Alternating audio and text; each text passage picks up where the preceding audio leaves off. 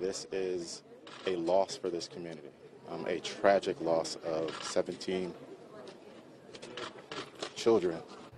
New at 5, Nikolas Cruz confessing to opening fire at a high school there in Parkland, Florida. The 19-year-old there to the right, dressed in orange, in his first court appearance today. One of his court-appointed attorneys says Cruz is, quote, sad and remorseful.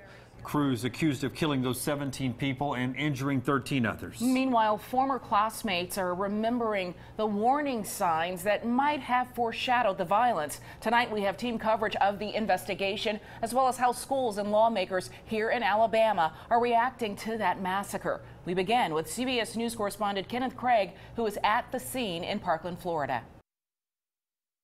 Good afternoon to you from Parkland, Florida, where this afternoon we are getting a better idea of the young man who allegedly carried out all of this, a troubled kid who was kicked out of this school just last year. Thank you. Are you Nikolas Jacob Cruz? Yes, ma'am. Nikolas Cruz arrived for his first court appearance in Florida's Broward County as a profile emerges of a troubled past. You're going to be held without bond until further order of the court. Classmates recall the 19-year-old threatening other students and bragging about killing animals before he was expelled from Marjory Stoneman Douglas High School for disciplinary reasons. He's now charged with 17 counts of premeditated murder.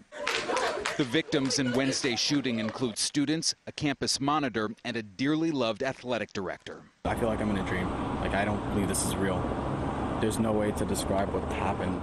Cruz had posted photos of himself on Instagram holding knives and guns. The Broward County Sheriff begged the public in the future to point out red flags. Don't think about calling us, call us. Investigators have been filling in a timeline for the rampage, starting with how the shooter walked right in fully armed. This particular individual came on the campus at the time of dismissal, and that is a fairly open time. Addressing the nation, President Trump avoided any specific reference to gun control. It is not enough to simply take actions that make us feel like we are making a difference.